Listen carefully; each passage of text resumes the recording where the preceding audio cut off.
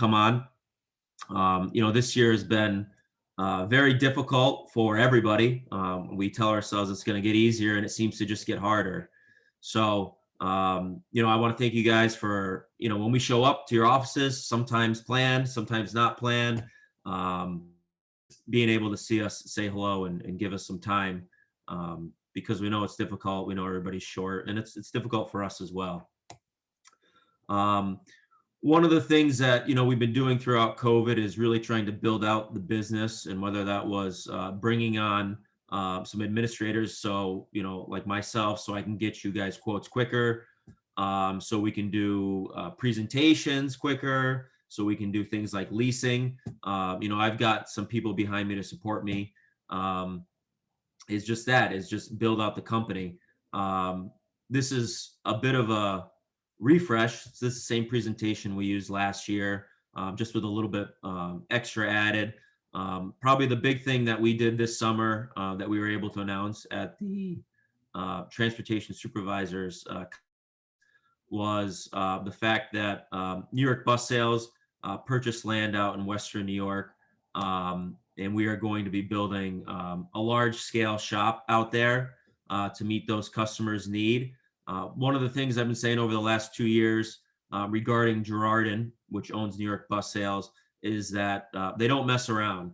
If you are a Microbird customer, if you've gotten quotes from me or you've expressed interest in Microbird, one of the things I've always tried to do is say, hey, listen, let's go up to Canada. You got to see, the manufacturing. You got to see their Bluebird dealership, and you've got to see their G-Tech parts warehouse. And that's because it's impressive. Their goal is to be the #1 school bus dealer in North America. And I think they are well on their track. This floor plan, or this building layout for the shop could be a glimpse into what we see through across the state, as Girardin continues to grow. One of the things that I put in the left-hand corner of this presentation is the fact that we're going to have 8 level 3 DC fast chargers and 10 level 2 chargers and public EV charging. It's something that we're hearing in the bus business. It's still new technology, but I think definitely in the next 10 years, you're going to see a lot more EV vehicles out there. And that's our goal with this facility. I mean, it is built to scale, and it's built so that, if we want to take this building and build it somewhere else in the state, we can do that. And that's really where Girardin sees the future. With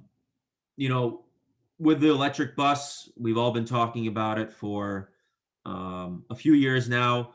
Unfortunately, we've encountered a lot of problems and difficulties with funding. And that funding plus infrastructure are probably the 2 biggest hurdles that schools will need to overcome. And also, it might be a good thing because it gives time for the product to mature and to develop and to improve. When we first came out with our electric vehicle, it was a small company in Southern California, the Powertrain company. And as time has gone on over the past few years, we've modified and we've changed. The biggest thing that, Bluebird likes to stress and that we like to stress is that our powertrain is a Cummins powertrain. And with that, you get a level of support that I think, maybe the other manufacturers cannot compete with. We have Cummins service facilities throughout the state. And you're going to find out that there are certain things on an electric bus that, you as a school, you're not allowed to touch. Even for us as a dealer, there might be things that, we really need to stay away from. So, Cummins will definitely be an integral partner whenever an EV bus is deployed. And it also offers people who are on the ground close to us, close to schools that have training. If your bus doesn't need to come for service, Cummins can send a road tech to our facility. Or we can send the bus to Cummins if it needs a finer look. This is something that, when we first came out, say with propane years and years ago, we were with a small outfit. They were an upfitter. They weren't a nationwide country. it was clean fuels, if you recall. It was clean fuels. And you'd find out that they didn't really have technicians. You'd have to do things over the phone. And they didn't have much parts inventory. So it took a lot of long time to get parts. Um, this is something that we don't expect will happen with Cummins because they are a national manufacturer. At New York Bus, we actually had our first electric bus delivery. It came to our Ravenna shop. So our Ravenna techs have looked at them, processed that bus, and we delivered it in Canada, or I'm sorry, Connecticut, with our sister dealer over there. So that went right through our Ravenna shop. So, as time goes on, we will get more and more familiar with the vehicle.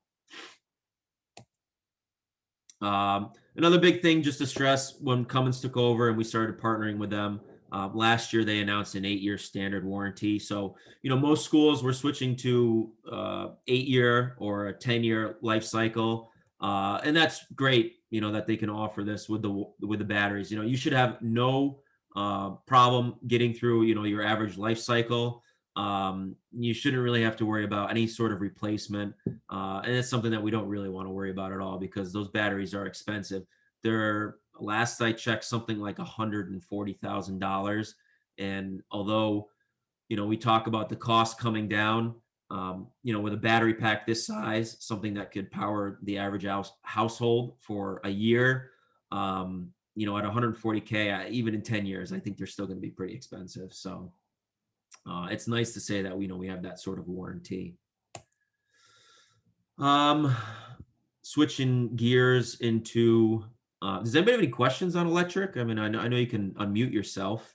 That's really all I was going to talk about. I'll throw it out there for a minute. No, all right, onward. Switching back to our alternative fuels. Now at Bluebird, I would say less than 50% of the buses are diesel. So gasoline is by far and away the growing market share. A lot of schools here are switching to gasoline. I'm sure many of us have had issues with our DEF quality sensors or our DEF check sensors or our tri-level sensors. And if you try to get them from any of your respective dealers, they're on national back order like everything else. So, we even saw the EPA stepping into this, and that's something they've been talking about over in the head mechanics group. But, gasoline has been growing for a particular reason, because it's a whole heck of a lot less maintenance. At New York Bus Sales, we've sold over 1,000 gasoline and propane school buses combined. And it's a much larger scale for, Bluebird themselves. This summer, we announced that we have changed our engine platform. We have now putting Ford's V8. It's a 7.3 liter pushrod engine, which is a different design from the previous V10 engine, which many of the schools here have probably demoed or are using. It's a more mechanic-friendly design, and it's definitely been well received as we've gone out to schools. The engine has been in production since 2019 for Ford trucks. In the truck market, it's rated at 430 horsepower, but in the school bus market, we are putting it in our vehicles at 350 horsepower. So that's 30 more horsepower than the previous V10. And it's derated. So honestly, we do not see any issue with longevity. By nature, the pushrod engine is a more durable, it's a more heavier duty application than the previous overhead cam design of the V10. Another thing that we're seeing is higher fuel mileage rating. So when we've done the demos this summer, the dashboard reads around 8 miles per gallon. And that's something huge as we see fuel prices tick up, and I don't think they're going to change at all for the next 4 years. So, one of the concerns years ago was, let's go with diesel, we get better fuel mileage. And, that was kind of the argument against gasoline, is that you're going to get very low fuel mileage. But this engine gets very close fuel mileage to what you're getting with the Cummins. And even over some of the other gasoline engines out there, I think it's safe to say that, we're substantially higher than them. When you're talking a 2 mile per gallon difference, and something that averages 6. I mean, that's a large difference. We've taken it out on the road. We've done demos. Would be happy to do demos at any school who's listening to this conversation. If I haven't seen you yet, you're going to notice that it's got an improved drivability. If you've demoed our previous V10s, this 7.3 liter V8 is smoother. We've done that through some of the gearing in the rear end axle. And I think you're also going to notice a little bit more pickup. And I think the mechanics are definitely going to like the layout of it. It's smaller, it's easier to access. The belts in the front are not as complicated. So it really just a nice improvement from Ford. You know, they said they'd never do a pushrod engine. They went kind of, they made a fork in the road. They went with the overhead cam years and years ago. And now I think Roush kind of slapped him on the hand and was like, hey, listen, we need to change back to this. So it's definitely been nice. Microbirds, you know, by now I would think just about everybody in the Capital District has seen the Microbird, or at least has had a chance to test it. You know, it's just a very driver-friendly vehicle, and you see that the moment you look at it, whether it's the larger windows or the larger entrance door. You know, we've done well. We've also were able to introduce a 35 passenger about 2 years ago. So it gets you that extra 6th row in the back, which is very convenient today when everybody's stressed for drivers. To schedule demos, get out and see everybody. I'd like to thank everybody in this room. We've got a lot of customers using these. These are just some of my customers. You know, and I think it's mostly proven by the vehicle. You know, it shows well, performs well. They're built in Canada. They last a long time out there. It's just a very quality vehicle from a quality manufacturer. So I want to thank you. You know, fuel calculators, we can go over these at your school district. We can do it for all different types of fuel. It's a tool available, you know, and we can make, bluntly, you know, if you want something to look better, you can make it look better. I mean, that's kind of how everything works. But sometimes the business administrators do like to see fuel calculators, and also too, it'll be interesting to see kind of fuel mileage comparisons with the gasoline, you know, as we have those out in the field, to see how well they perform compared to our previous V10. Parts. Unfortunately, Ryan Murphy, who is our on-the-road parts salesperson, couldn't make this meeting. I wanted to have him step in here and say a little bit about our G-Tech parts line. Hopefully, he's been out to see every school district. Hopefully, if I've been in your district, I've mentioned it. Every month, every week, we are coming out with more and more parts and different parts lines. And these are parts for all school districts, anybody operating any school bus brand. We have Thomas parts, IC parts, Bluebird parts, Microbird parts, Caravan parts, like our brake kits, and just going around and speaking to customers.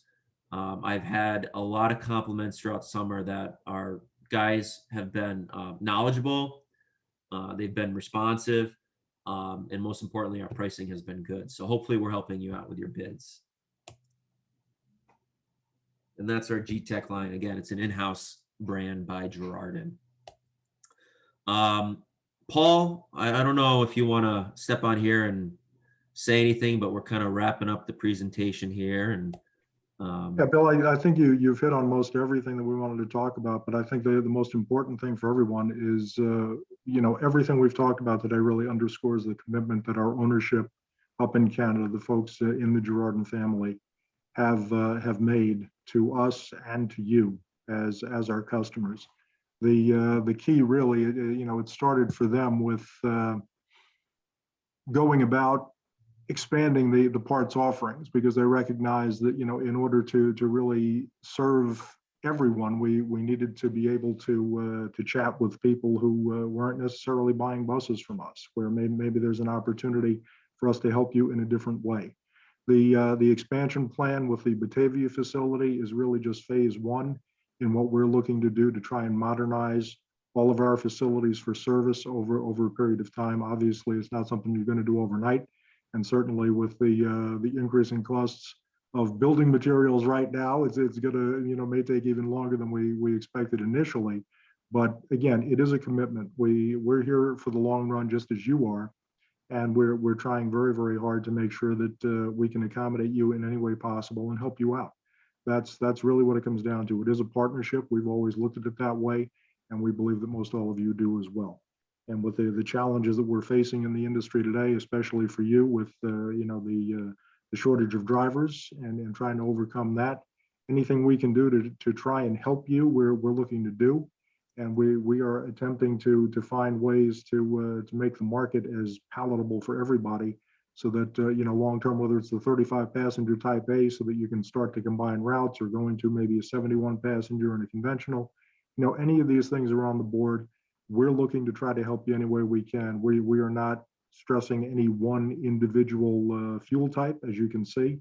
We're looking to really help you find a way to make it all work. We know that there's a major push right now politically for electric units, and certainly that is probably the future for all of us. But we also recognize that right now the technology is not necessarily to the point where everybody would like it to be, for it to really be as viable. And even if the technology is there, perhaps some of the dollars associated with it are not. So we're prepared to help you any way we can. And Bill is always available. I know most all of you know me as well. And I'm in the area as well, living in Glens Falls. So one of us can certainly try to help you out anywhere along the line.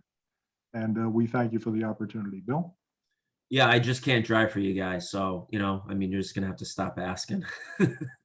But no, that's it. Thank you very much. So I appreciate it.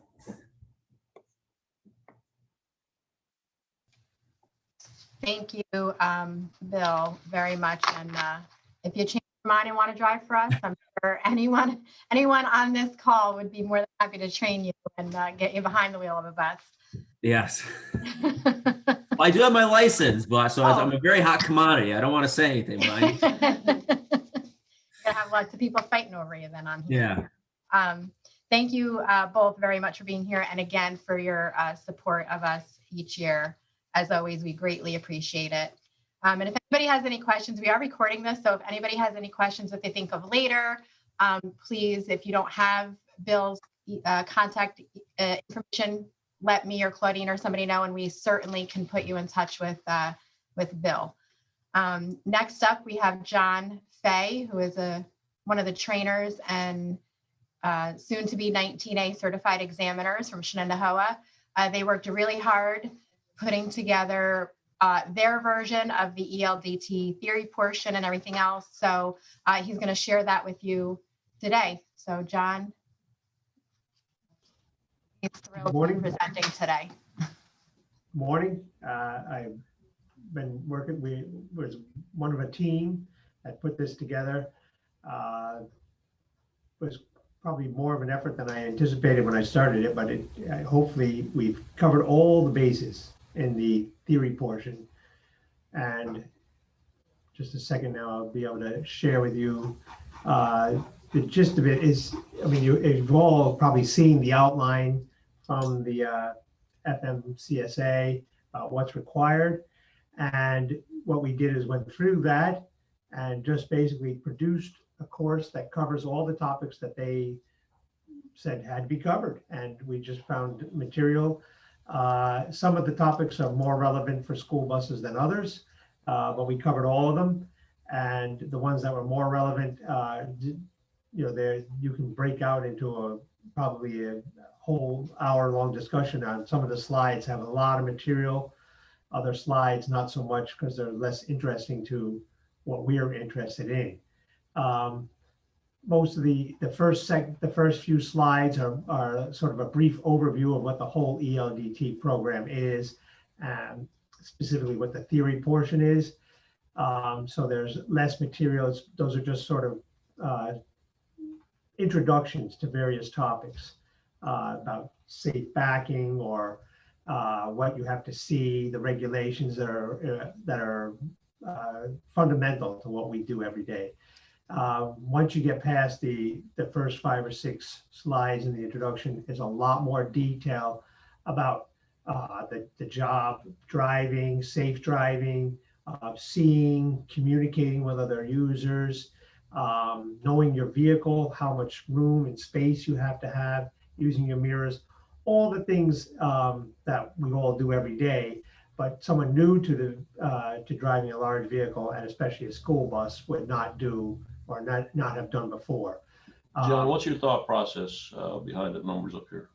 Those numbers correspond directly with what FMCSA provide their theory course, the theory title. So each one of the numbers, and when you see night operation or extreme, they're all seeing this right now. Yeah. So if they see extreme driving conditions, that's exactly what that title was on their headings. So we just provided the content that matched that.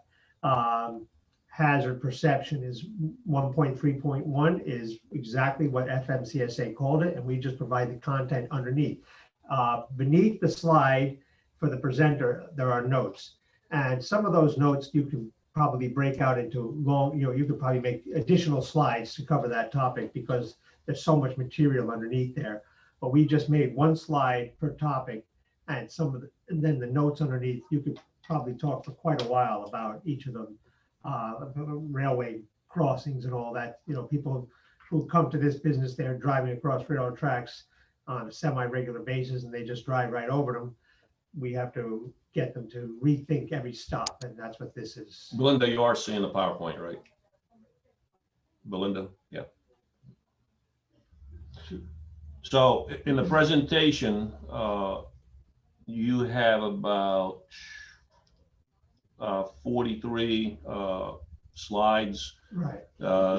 I threw this on there as a summary just to show you these are the 30 theory topics that has to be covered, and that's what the prior slides do. They cover all these topics. I asked John just I don't want nothing fancy, right? Just a plain old PowerPoint with the required notes and hit every topic in that theory portion of the training. You guys, once you get a hold of this, and we will share the presentation with you, you can localize it, you can make it fancy, you can insert videos, you can do whatever you want. The only thing that I would tell you not to do is change these topics, right? Because FMCSA, if they want to come out to the field and inspect, right, to see that you're doing what you said you were going to be doing in accordance with the regulation, your slides will correspond. That's number one. Number two, the test, and I'm going to show you that. I'm going to minimize and pull up the test. There's 40 multiple choice and 10 true or false. And all these items, if you will, are taught off that PowerPoint presentation. So there's no surprises, there's no whatever. And the other thing that will give you is the answers to each question. So having said that, that's how simple it is, but it's taken John and a couple of others a lot of time to put together and get us to this point. Do you have any questions for John on that? Anyone?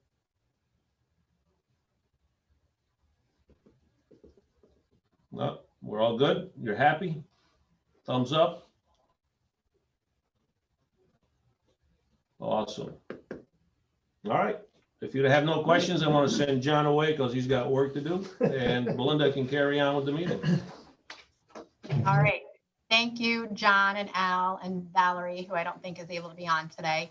I know they definitely worked really hard on that because every time I went in the training office, John was always sitting at the computer with that PowerPoint up and the CDL book out in front of him. So I know he was like that for months. So thank you to them for all their hard work. And we will share that with you. Al will get me the PowerPoint and then I will send it out to all of the members, and you are free to use it or not, completely up to you, and customize it to your district and your training department.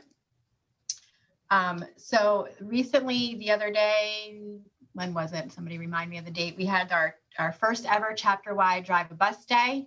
I have reached out to the 13 chapters that were involved, and all of you, I think with the exception of Saratoga, felt that it was successful. You all got at least one person to come out, which we all know even one person makes a huge difference. And then I also asked some of you what you thought we could do to improve it, because what I would really like to do is hopefully try and get more districts to do that.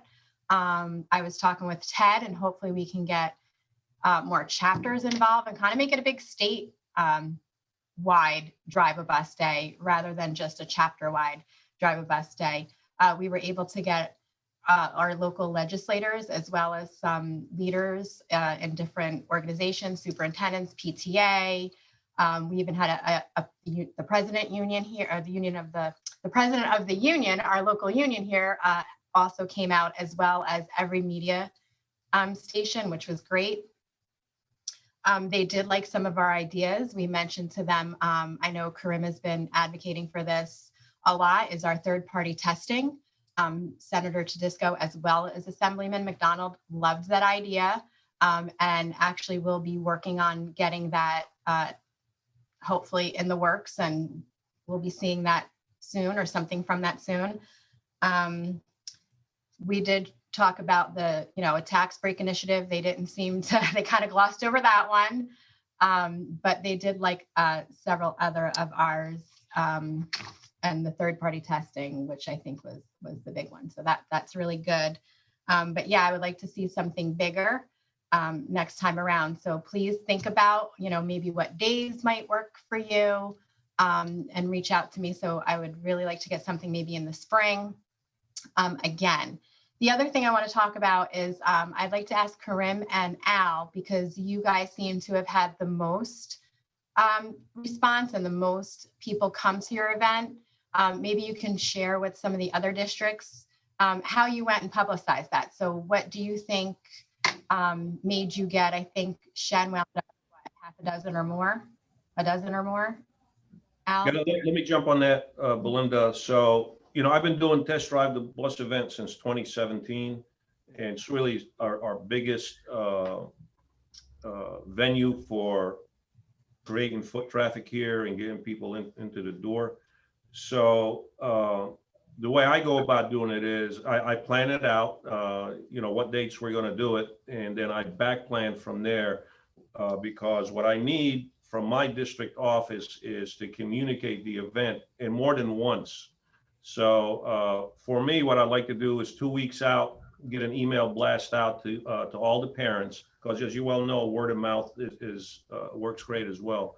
So 2 weeks out, we want to get that information out. For us, we have electronic signs at the 2 entrances. So our public information officer uploads that into the electronic signs as well. And then a week out from the date, we do another email blast, because people forget.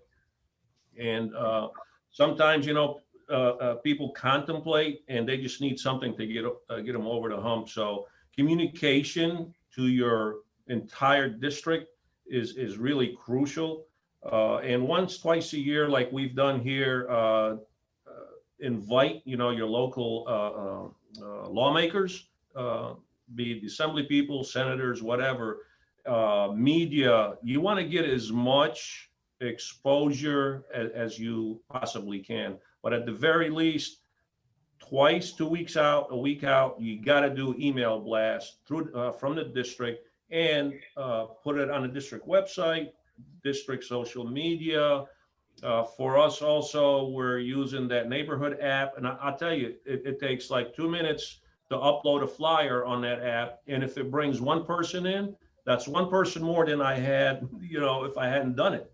So that's how it's been successful for us this time around.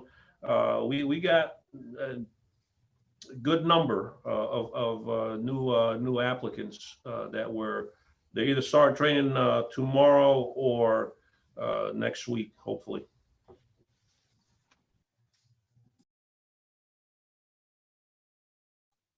Okay, good morning. Can everybody hear me? Yes.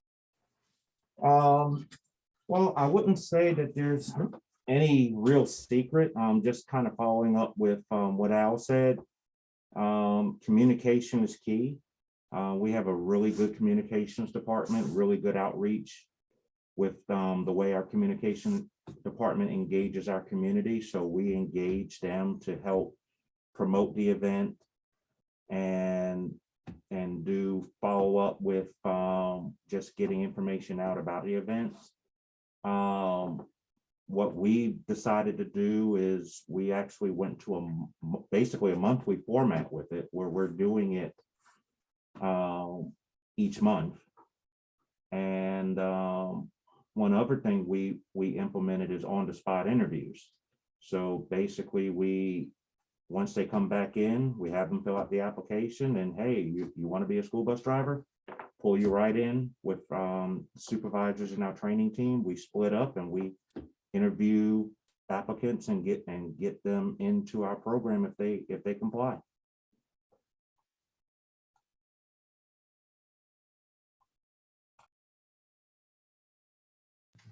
Thank you. Does anybody have any questions about that? Anybody who participated in the event that have any questions for Al or Karim or any other district that could help them, or anybody who did not participate in the event have any questions for the districts that did? Anybody interested in it?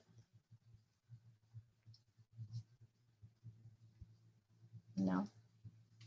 Okay, well, like I said, I'd really like to hold another one again. So, you know, kick me over some dates or sometime in the spring where, you know, y'all think you might be able to participate. If any questions you think of later for any of us, please let me know.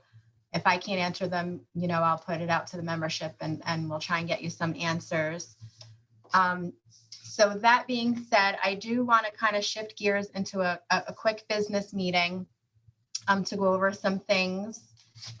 So if I could have a motion to open a business meeting. Anybody? Al? I make that motion. Thank you. I'll second it. Jeff, and then Pete. Claudine, you got that? Pete, second. Okay. So last year we kind of did things a little different. Everything was virtual. We cut our budget. We were pretty tight with our purse strings to make sure that we would be okay. And we actually did well. Our budget was about $6,800 and we came in at $4,533. We actually came under budget. And we were still able to have our end of year party. So we were in really good shape last year financially, considering we were in the midst of a pandemic. So this year we kind of went back to regular business as usual. So this year we have upped certain things. Last year, and I can't share my screen with you because I'm not the host, but I'll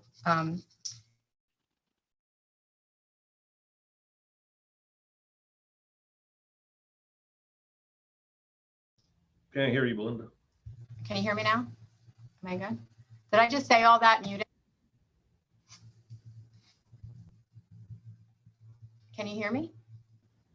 Yeah, go ahead. Okay.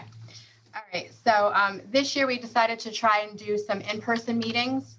So I believe, Claudine, correct me if I'm wrong, we're doing December, January, and April. So we have three.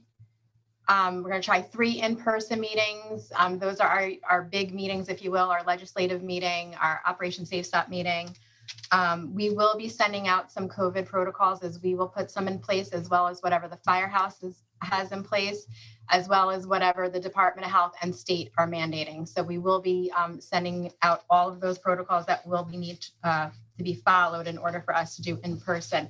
And please keep in mind, that's subject to change too in the event something comes out and we are not allowed to do a gathering. But right now, that is our plan. We will also be streaming at the time we do the meeting. So those of you who can't attend in person will be able to log in and stream the meeting live right from wherever you need to be at any time. We also will be recording them again. People seem to like the YouTube recordings. So we will be doing that again this year. So if you do or you're not able to join in a meeting at all, you can go to our YouTube channel and you can watch the whole meeting, part of the meeting, whatever you prefer. So we will be doing those things as well as our newsletters and things like that to keep you up to speed. So back to our budget. This year we have increased it a little bit because we are going back to business as usual. We went back to regular memberships as well as sponsorships, but I want everybody to know that we did take $250 from every sponsor. So thank you to our vendors because $250 is going into our awards and sponsorship categories. And we have upped almost double our award amount. So this year we are going to be giving out $4,600 in sponsorships and awards. Again, a 19A sponsorship as well as an SBDI sponsorship. We're looking into sponsoring somebody to do the Leadership Academy for Nyapt. So we got a lot of great awards going out this year. So please, at any time throughout the year, shoot those nominations over to myself or Al Karam. Get your people into some of these great programs and awards that we are giving away. I know you all have at least one deserving person in your organization that would benefit from this, any up and coming leader. So we're proud about that. And then we also increased our meeting cost this year to include those big meetings. So our budgeted income right now is $12,000 and our budgeted balance will be $12,000. So that is the biggest change so far. So I believe I need a motion to accept the budget. Correct? Anybody? Do I have a motion to accept it? So moved. Al, a second, Claudine. Okay. All in favor? Any opposed? Aye. Okay, budget has passed. Thank you. So next, committees. Al Karam is still going to be our awards chairperson. Thank you. Judy Kahn will be doing our poster contest. I hope. I didn't ask her. I just kind of assumed Jeff. She's going to continue on. I hope. Yes. And Karim Johnson will be chairing our legislative committee. Pete Tony will be assisting, but welcome aboard, Karim, and we're happy to have him. So when I ask for legislative updates and our legislative meeting, I'll be happy to be passing that off to you to give us those updates. Is there anything you want to update us on right now, Karim, that you know of? Okay, we're just jumping right into it. So me and Pete attended the legislative committee meeting on September 24th. Pretty much what was put out in the Nyapt news and notes on the 29th outlined pretty much what was decided in the meeting. We accepted the Nyapt legislative agenda, and we did discuss my favorite subject, third-party testing. And we also discussed the school bus specific CDL. That conversation ended up being tabled because it looks like it's going to be a lot of moving pieces with that. Let's see.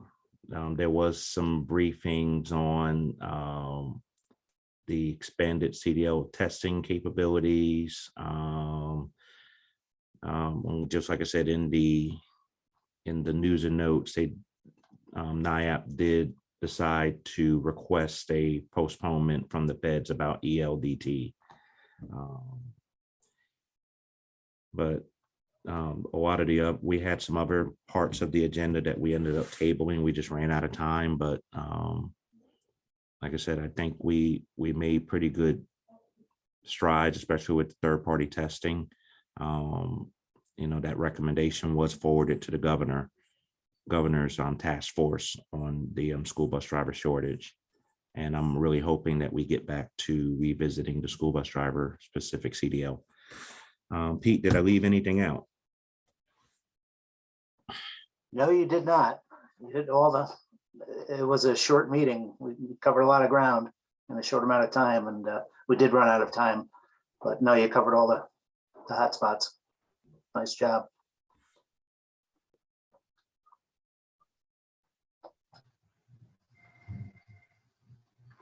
All right, thank you, Karim and Pete, and welcome again, Karim, to heading our legislative committee. So the one committee that is left to be filled would be the Operation Safe Stop Committee. I am stepping down as chairperson, as this year, unfortunately, I do have a lot on my plate. So we're going to see if there's anybody who would be interested in chairing that, and I'd be more than happy to assist them and co-chair it with them. But if you know of anybody in your organization or anybody on here right now is interested in being the Operation Safe Stop chairperson, please let me know. And that's the only committee right now that I'm looking for a chairperson for. If anybody has any old business or new business to discuss, that is all I have for y'all. So does anybody have anything they want to put out there? I got one. I threw this out there to the Nyapt school bus driver task force as possibly shortage task force as a possible discussion item, but I wanted to bring it up today about bell schedule changes. In my district, I'm currently working with my administration about addressing the bell schedule, and we reverted back to a 3-tier, but our 3-tier has some inherent issues. Administration seems forward of understanding the fact that a triple tier, or even in some situations a quadruple tier, is a way to keep service levels the same but utilize your current drivers more efficiently. Unfortunately, administration isn't the problem, it's the teachers' unions. So my thoughts would be, even though, we can't make the unions do anything, but at least, engaging in conversations to let them know that, this situation is going to impact the teacher's schedule one way or the other. Either it's going to be late buses to and from school as this gets worse before it gets better, or we can be ahead of the game and design a bell schedule that can work in the district where teachers can leave on time and be to school on time and the buses can get in on time. So just wanted to throw that out there for discussion.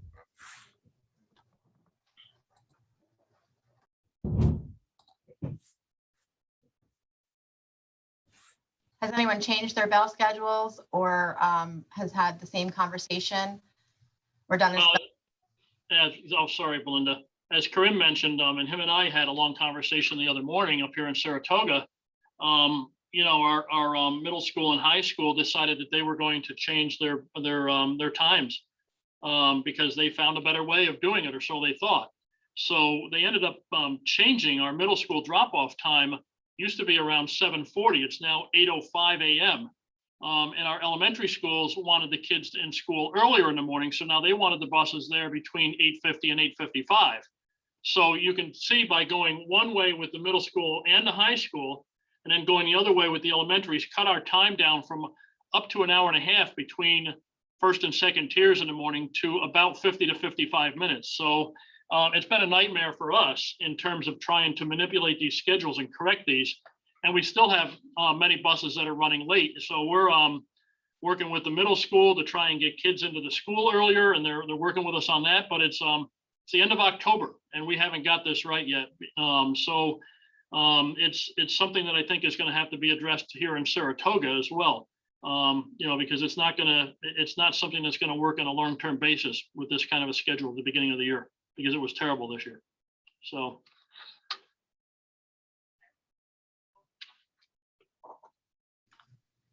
Do you have anything to add, Al?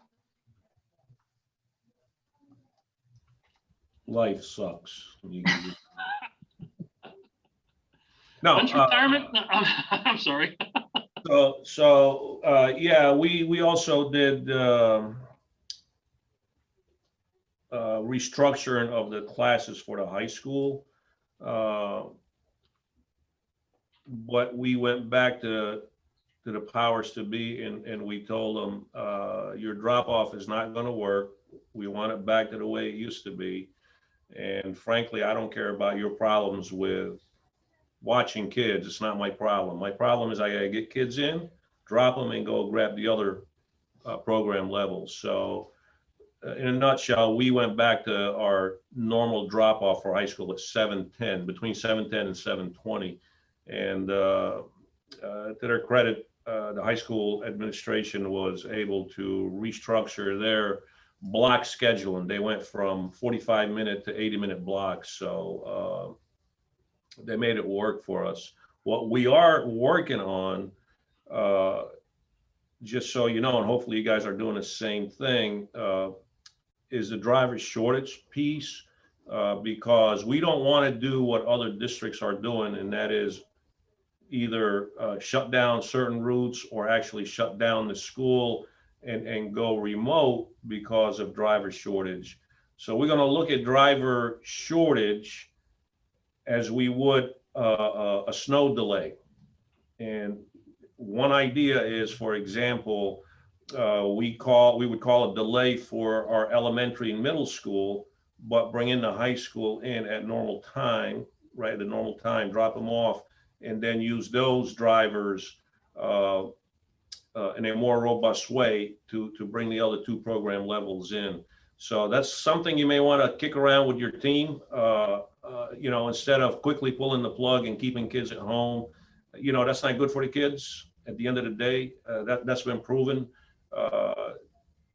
Keeping them at home while that was okay during the shutdown, it's really not good for them psychologically and educationally. So that's where our focus is right now, is coming up with different scenarios of what we can do either on the delay side or early dismissal side to continue providing transportation safely and efficiently and keep the kids in school. And, that's actually a great idea. I'm gonna start kicking that one around, but it goes back to saying that in general, tiering may be the best solution, that because all you're doing is adjusting a schedule, even though, yes, it's kind of institutionalized in the district that the start and end time, we've been doing it for 30 years. There's nothing wrong with it. And, especially with teachers, they stick to those schedules. But, like I said, it's going to impact one way or the other, to the extreme where those districts are shutting down routes and shutting down school because they don't have enough drivers. If you shift times, you're able to use that same bus for more than one route.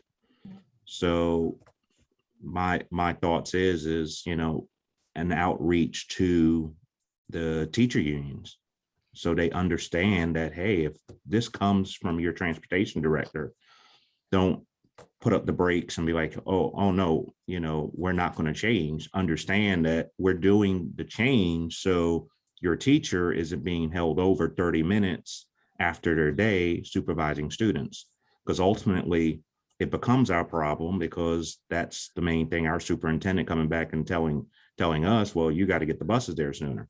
Well, I can't. I don't have enough people. I can't add a route. I can't make a change. It is what it is. So you end up in this back and forth. And, if you be proactive, understanding that, hey, these changes are going to have to be done, and we're educating folks, it may be easier to do those shifts, or when a bell schedule change is proposed, you'll have less of an obstacle in getting it approved. Just my thoughts. Kareem, I don't know if this is going to help you, but Al and Bernie here can tell you, we have many conversations about that and the teachers union, but we also meet with the school principals. And one of the things that I took away from that when we come up with our scenarios is they've always said to me, I can't lengthen their day, but we can shorten their day. So when you do a time adjustment, one of the things I like to think about when I'm trying to come up with this scenario is, okay, I can't make them stay any longer, But in order for it to work for me, they're going to have to get out an hour sooner. So I'm not lengthening their day. I am shortening their day. So I'm not violating the teacher's contract either. And then I just leave it on them. Do they want to take the responsibility of shortening the child's school day? Or do they want to close, or, that kind of thing. So that was one of the things when Al has us come up with those scenarios we think about, we think about the time shift, and, we know we need that hour in between to tier. So if I need not only to change the morning to get them there, I also change the afternoon. So now I have them getting picked up an hour earlier, and then I can tier in the afternoon as well. Does that make sense? Yeah, I think, for us, we have to think about it from the backside, from the afternoon first. Who has to go home when? There's quite because we have 3 tiers, but there's quite a space in between in the morning between middle school and elementary school. We go high school, middle school, elementary. And there's a big space in between for that elementary and middle school, but in the afternoon, not so much. So you really have to plan from the backside. And instructional minutes, that's the whole name of the game with the school. So, if there's an answer out there to put the high school in later and we all do the same thing, then that's great. We started working on this a couple of years ago and it got tabled because of COVID, but it's coming back. I can feel it coming back soon. And it's really a district by district situation, because if you're rural, you're more than likely to be single tiered. It's not really going to matter. The more urban districts are in the triple to quadruple tiering type situations. But if you ever do, if you're in a shared services situation where there's 2 districts under one transportation director, that's a good argument where you can have 2 districts have a similar bell schedule where you can utilize buses both ways. In my situation, I just want a bell schedule that works, where I don't have 20 minutes between I have an hour in the morning, hour and 15 minutes between the middle and elementary. I mean, high and elementary, no, middle and elementary. And then in the afternoon, I have 20 minutes. That's more of my local situation. I'd rather have 45 to 50 minutes between each school. But the biggest thing is just on the front side, starting to advocate and outreach to those players that would be potential obstacles if a district makes a local decision to try to move in a direction to save their level of service. Because if you're not willing to give, the next step is reducing service. And nobody wants that. That means less kids on school buses. I would just like to say, we went to a 4th tier this year, and we were able to save like 4 runs. So we have 4 less full-time drivers this year going to a 4th tier. And that helped us out a lot this year, going to another tier. We had to, because our junior high school finally became a middle school. So we went to 6, 7, and 8, made that transition this year. So we're on a 4-bell system this year, and we were able to save 3 or 4 runs this year by doing that. So less people that we need to drive every day. Claudine, for anybody who doesn't know, what is the 4th tier? So you have elementary, middle school, high school. So this year we are high school, early elementary, late elementary, and then our middle school. So they go in at 9 o'clock, our middle school, which is starting to have some effects for athletics later on in the afternoon. So we may be looking at that again for next year, but for student wise, we just weren't able to keep our tiers the way they were. So we had to revamp, and we went to 4 tiers. Yeah, our problem has always been the belt schedule, whether it's in district or how it meshes with the out of district runs. And for the 22 years I've been doing this, that's been a topic. Nobody has an answer to it. Karim is correct. It's, local to each district.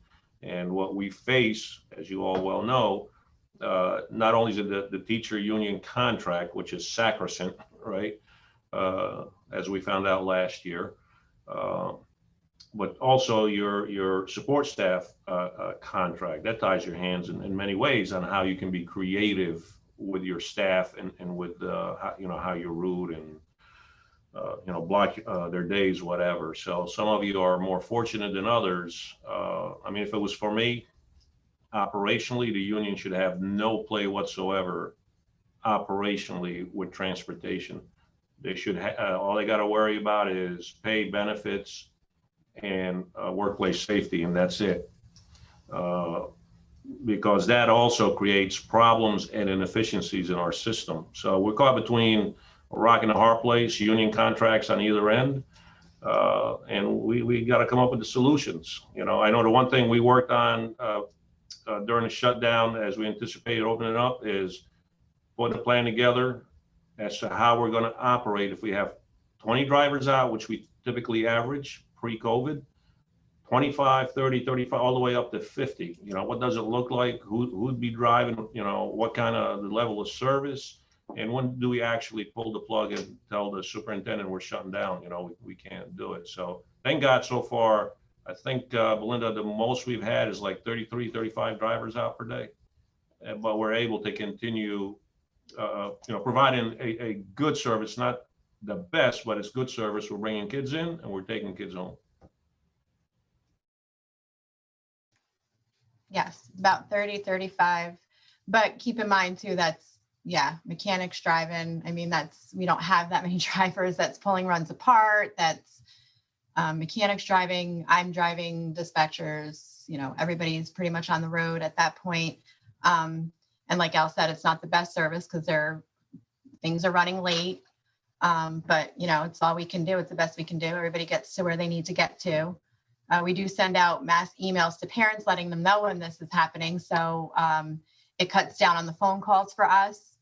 When we do that, I try and communicate as much as I can in the morning. I'm here early in the morning. So I will email all the building administrators and their secretaries, as well as Al, put out that blast to the parents and students. I include the students in there too, because our high school students do get emails. So I email all of them, let them know of the situation and that the buses are coming. We just can't really guarantee when. And but it does help. It cuts down on the phone calls. The schools know that all the runs are covered, but they know to expect the students late. We're even able to get our non-public students there. So I mean, we're hanging in too, but it's like everybody else, it's not easy. Does anybody else have anything they want to share or add regarding that? Anything they're doing, any challenges they're facing that we can, maybe talk about for what other districts are doing? Jeff, go ahead. One thing that we did that helped this year, and it's I tag teamed with Karim on this. It was all his idea, by the way. Is we worked very closely together and developed a student enrollment process for transportation. So we've learned a lot from it, but we started with a zero balance on our buses and required parents to enroll their students electronically. We had about 85% of our parents did that. We sent out the survey. We did 2 emails later on and a phone call, and our schools made phone calls. I think overall the process worked very well. From a standpoint of buses, we started the year off in a very good position. Thankfully, if I had some real wood here, I'd knock on it. We ended up saving 5 middle school buses, 2 high school buses, and 1 elementary bus. Our buses were quite full at the beginning of the year. We've had to do some shifting around, as we all do on a regular basis, I'm sure. But it put us in a good position in terms of the driver shortage. Where it hurt us is I talked about the schedule changes that our schools made. Well, on top of those schedule changes, now we've got parents at the last minute realizing, oh, I forgot, or I didn't get a call, or whatever reason, adding their kids on the buses. And as you all know, when you do routing, it backs up your time. And that caused us to have buses arriving at schools even later, because of that. So, we've got some things to talk about in terms of how we want to do this going forward. But I think overall it helped us in terms of the driver shortage. And it's something I would advocate doing again. So anybody has any questions on that, let us know.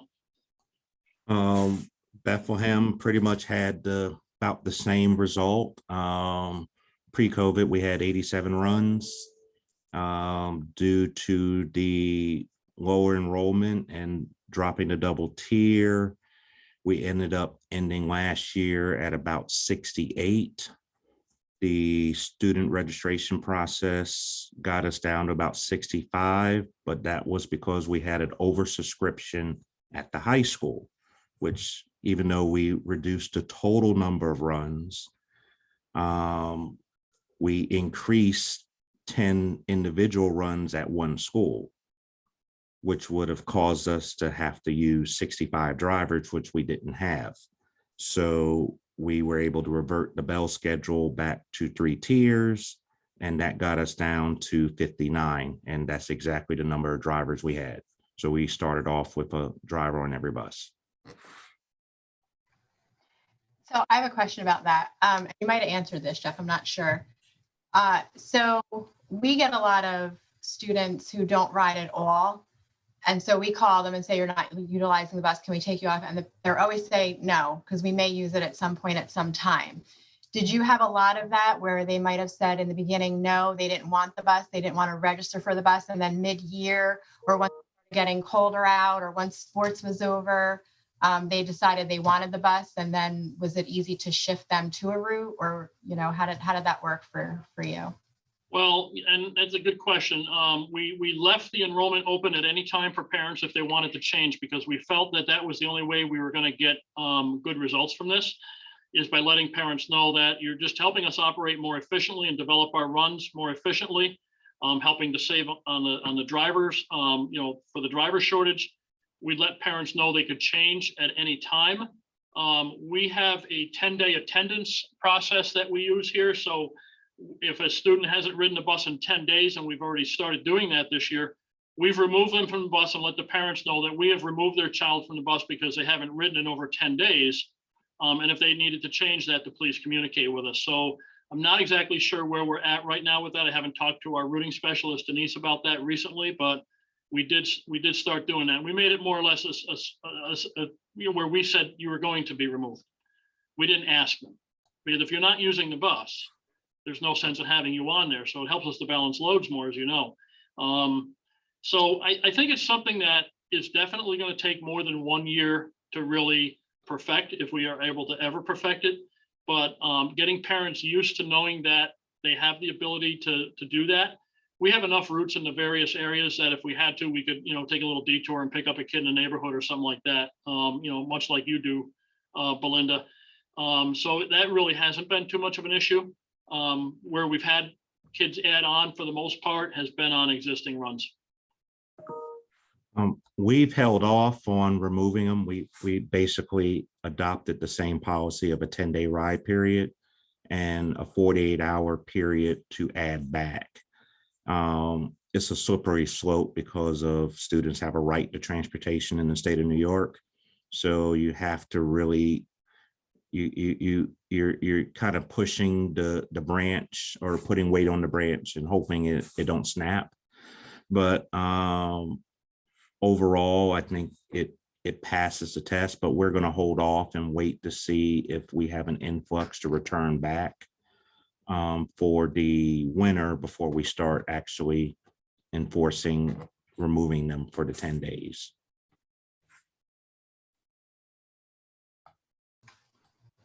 Great, thank you. Does anybody else have anything that their district is even doing that we didn't talk about that they want to share with us? No, but I do have a question. So Sure. what do you do for early go homes, emergency dismissals, things like that? If they're not registered to ride the bus, how do you get them home? Well, I can answer what we do. If they're not assigned to a bus route, we don't take them home. The parent has to call them. We won't put them on a bus that they don't normally ride for COVID reasons. And then it also becomes a contact tracing nightmare, because we require every child from kindergarten to 12th grade to have an assigned seat and sit in that seat. And then we require, obviously, to have the seating chart on file. So when we do have to contact trace, we have all that stuff in our hands, and kids are quarantined based on that data. So we don't want it to obviously be incorrect. So unless it's an extreme extenuating circumstance, then, you know, I might kick it up to the chain and get special permission from somebody. But the answer is usually no, we will not. And the schools know this. So they you know, we've established that right from the beginning. No bus passes, no, you know, in the past, we would have the schools call us up and say, you know, this student has been disinvited, AKA suspended, you know, and I can't, and the parent doesn't drive or whatever, can you bring them home? Or we have a sick kid here, can you bring them home? And we will not do that anymore. We've established with them right from the get-go. Now, if they are not assigned a bus, they're not on a route, we will not transport them. So that's what we do. Pretty much the same thing here too, Melinda, or Belinda. Where did I get Melinda from? Jesus. Pretty much the same thing here. And when we do this, we use Versatrans for routing, and we mark them as a non-rider. So you mark them as a no-show, no-ride. And so it doesn't actually remove them from the route. But if it's a go home early day or it's a half day, same rule applies. You're not a rider, you don't have a bus. If there's an emergency situation where a child needs a bus, then we will try and accommodate that. And that has to be by the best judgment of the school in communication with us. I wasn't as fortunate with my district, so we're going to have to develop an emergency plan that actually has every student put on a bus. So basically, the concept would be the kids who are assigned a bus that don't want to use opt-in, but has said that they use a bus every day, they'll ride their regular buses home. And then in Versatrans, we're going to have a separate student file and routing scheme to assign everybody else emergency bus routes. So if we had to evacuate a school and then take them home, we would send, let's say, elementary A has routes 100, 101, and 102. We'll send those over.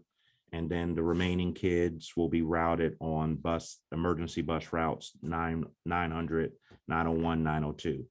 You'll have duplication because some of those kids may cross over into those areas, but it's an emergency situation. So I'd rather have them cohorted where the drivers can make a seating chart in that emergency if we had to contact trace, rather than worrying about if I have buses crossing over in an emergency situation.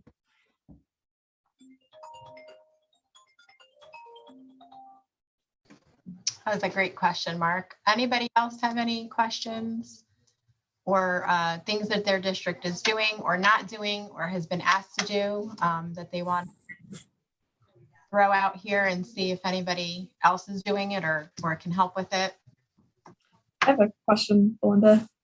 I was wondering how everyone else is handling their attendance sheets for contact tracing.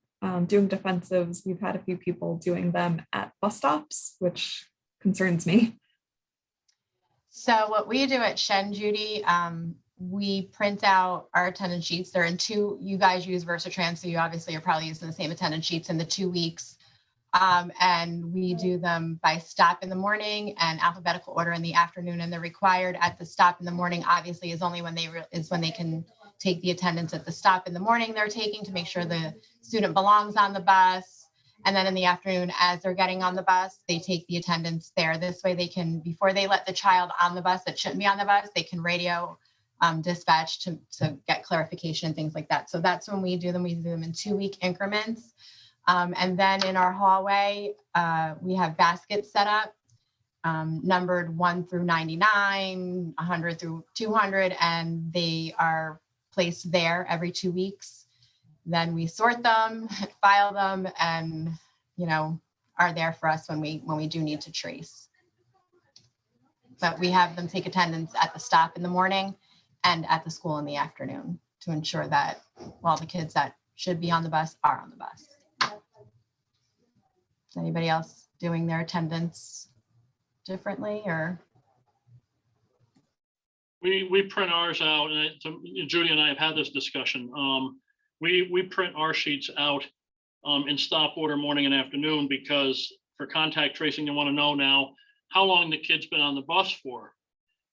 So we have found that that is the easiest way to do it in order to provide that information, because it shows it when you print it by stop order, as you know, Belinda. When you print it by stop order, it shows the time.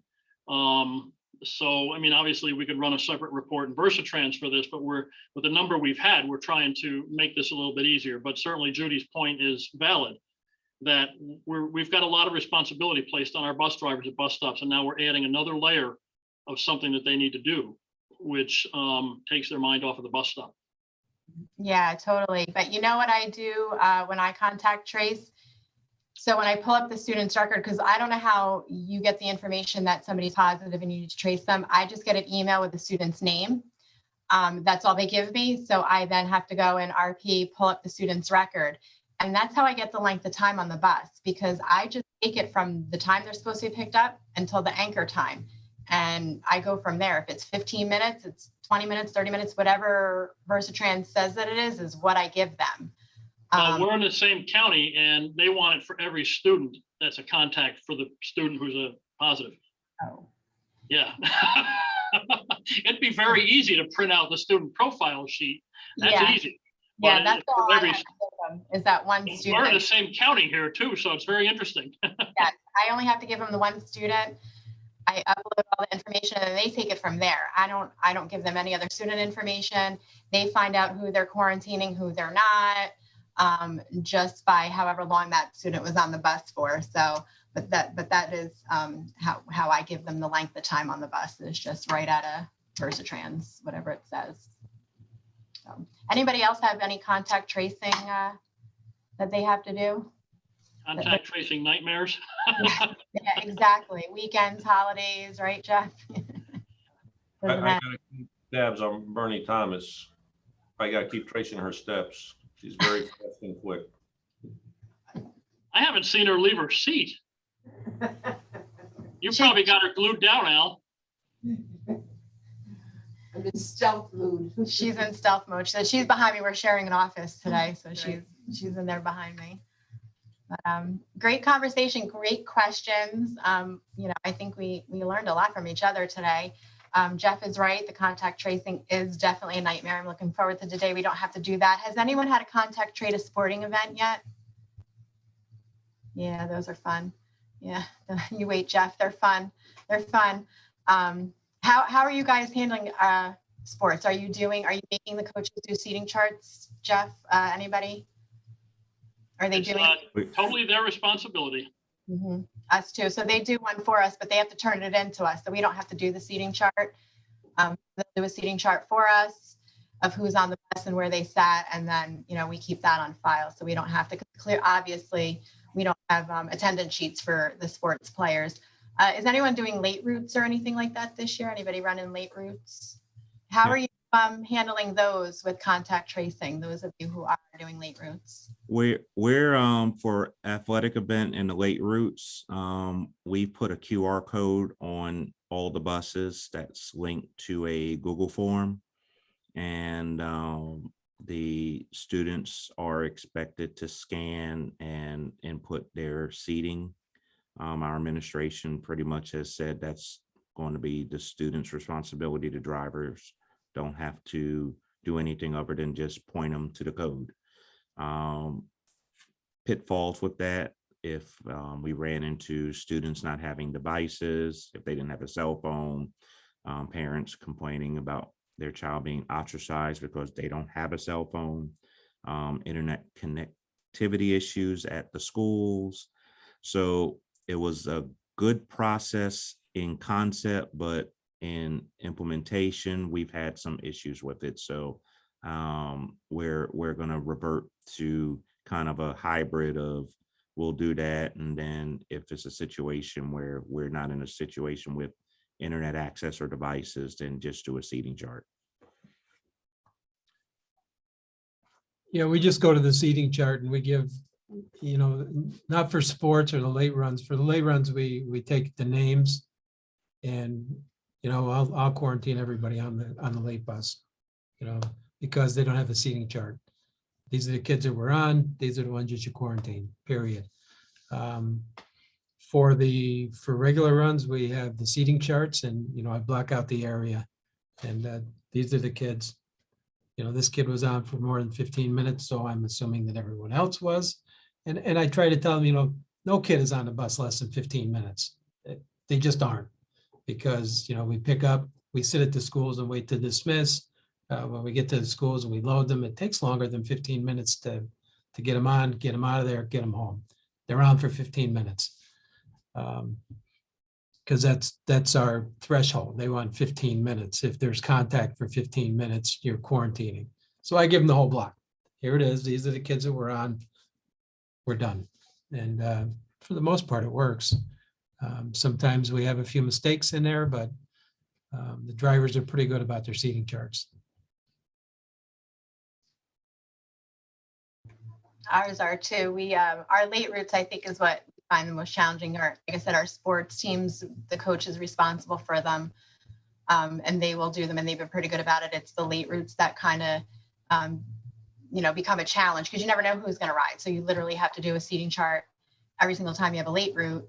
You don't know who the kids are. It's different kids, so that takes some time for the driver to, we have some drivers that'll pass around the paper and just have the kids write their names on it. But, you got to be careful that they're not legible or they write in the right name. And, but that becomes someone else's problem, I suppose, as long as we can give them something and upload something to them. But yeah, so our late routes can be challenging at times. So anybody else? Anybody else